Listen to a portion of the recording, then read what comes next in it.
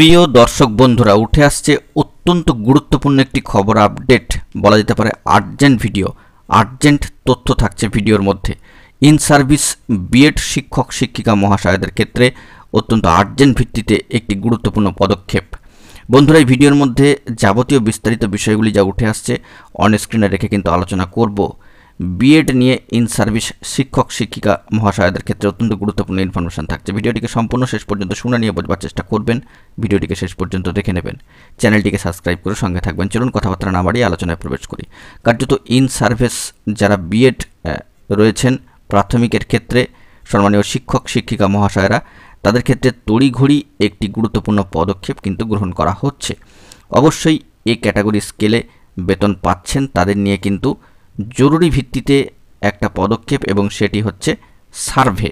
তো সার্ভেটা কিন্তু করা হচ্ছে ডিপিএসসি এবং সেখান থেকে এসআই অফ স্কুলস এর তরফ থেকে যাবতীয় ধাপে ধাপে স্টেপ মেনটেন করে।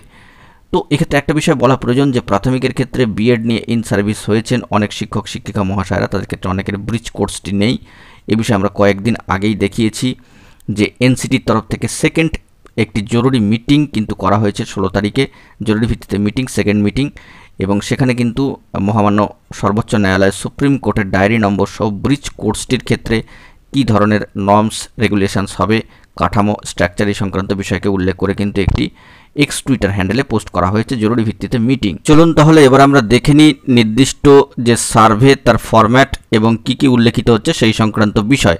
বন্ধুরা, অন স্ক্রিনে দেখতে পাচ্ছেন যে survey on teachers having BEd degree getting A category scale appointed after ১/৭/১৯৯৬ পয়লা জুলাইয়ের আগে যারা অ্যাপয়েন্টেড হয়েছেন, যে সমস্ত প্রাথমিক শিক্ষক শিক্ষিকা মহাশয়রা বিএড ডিগ্রিটি নিয়ে এবং গেটিং এ ক্যাটাগরি স্কেলে বেতন পাচ্ছেন, তাদের ক্ষেত্রে এই যে নির্দিষ্ট সার্ভে সেটি কিন্তু লক্ষ্য করতে হবে আপনাদেরকে। সার্ভে চলবে, তো এটি কিন্তু হচ্ছে, দেখুন, ডিপিএসসি এবং সেখান থেকে এসআই অফ স্কুলস সেই মারফত কিন্তু এই প্রক্রিয়াটি চলছে। তো this form is intended to getting actual scenario of teachers appointed with BEd after 1/7/1996 and getting a category scale. Responses are invited from the DPSC. তো এই বিষয়টির মধ্যে দেখুন ইন্ডিকেটস রিকোয়ার কোয়েশ্চেন্স, কিছু কিছু কোয়েশ্চেন করা হয়েছে 1 থেকে 12 অবধি, আমরা পর্যায়ক্রমিকভাবে যাচ্ছি। প্রথমে নেম অফ ডিস্ট্রিক্ট, কোন ডিস্ট্রিক্ট থেকে আপনারা রয়েছেন সেটা কিন্তু উল্লেখ করতে হবে। Name of teacher appointed with BEd after 1/7/1996, write in block letters only, নাম উল্লেখ করতে হবে শিক্ষক মহাশয় বা মহাশয়ার।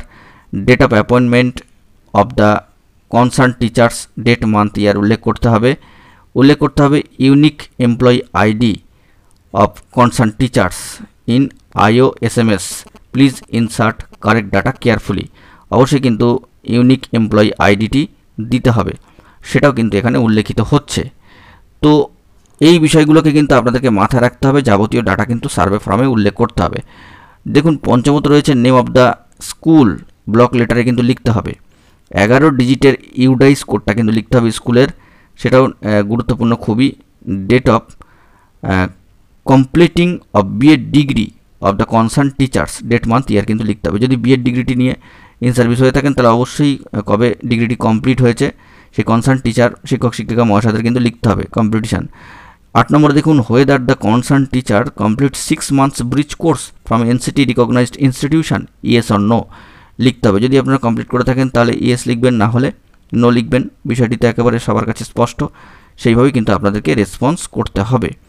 তো এখানে দেখুন 9 নম্বর পয়েন্টটা কিন্তু খুবই গুরুত্বপূর্ণ, যেটি হচ্ছে if yes then date of completion of 6 months bridge course of the concern teachers, date, month, year কিন্তু লিখতে হবে। If no please put NA অর্থাৎ নট অ্যাপ্লিকেবল। তো সেক্ষেত্রে যদি কমপ্লিট করে থাকেন ইয়েস লিখার পরে কিন্তু অবশ্যই তারিখ মেনশন করতে হবে, সাল মেনশন করতে হবে, মাস মেনশন করতে হবে, না হলে নট অ্যাপ্লিকেবল। 10 নম্বর point, if yes then write name of the NCT recognized ইনস্টিটিউশনের নাম, কোথা থেকে আপনারা কোন প্রতিষ্ঠান থেকে করেছেন এটা লিখতে হবে, না হলে কিন্তু এটা NA করে দিতে হবে। তো সেক্ষেত্রে 11 নম্বর, whether getting A category scale, yes or no, অবশ্যই কিন্তু সেটা আপনারা লিখবেন। যদি ইয়েস হয় তাহলে ইয়েস, নো হলে no. 12, if yes the date of effect of A category scale, date, month, year, অবশ্যই কিন্তু যদি ইয়েস হয়ে যায় আপনাদের অ্যান্সার তাহলে অবশ্যই ডেট, মান্থ, ইয়ার উল্লেখ করতে হবে, না হলে এনে লিখে দিতে হবে নট অ্যাপ্লিকেবল। তো এই 12টি কোয়েশ্চেনিয়ারই কিন্তু করা রয়েছে, এখানে আপনাদেরকে উত্তর প্রোভাইড করতে হবে। অত্যন্ত আর্জেন্ট ভিত্তিতে এটাকে কিন্তু নিতে হবে এবং অবশ্যই বিষয়গুলিকে কিন্তু খেয়াল রাখতে হবে কনসার্ন শিক্ষক শিক্ষিকা সম্মানীয় মহাশয়দের ক্ষেত্রে। তো সবশেষে বন্ধুরা আরেকটি বিষয় উল্লেখ করার প্রয়োজন যে অনেক ক্ষেত্রেই অনেকের এই প্রশ্নটা থাকে যে উদ্বৃত্ত বেতন যা পাওয়া হয়েছে এতদিন তা কি ফেরত দিতে হবে, সেই সংক্রান্ত কোনো খবর কি রয়েছে? অবশ্যই এই বিষয়ে জানিয়ে রাখি, এরকম কোনো নোটিফিকেশান বা অর্ডার কিন্তু এখনও পর্যন্ত জারি হয়নি যে উদ্বৃত্ত বেতন এখনই ফেরত দিতে হবে কিনা, তাই এ নিয়ে দুশ্চিন্তা করার কোনো কারণ নেই। উদ্বৃত্ত বেতনের কোনো প্রসঙ্গ এই সার্ভে ফর্মে কিন্তু উল্লেখিত হয়নি।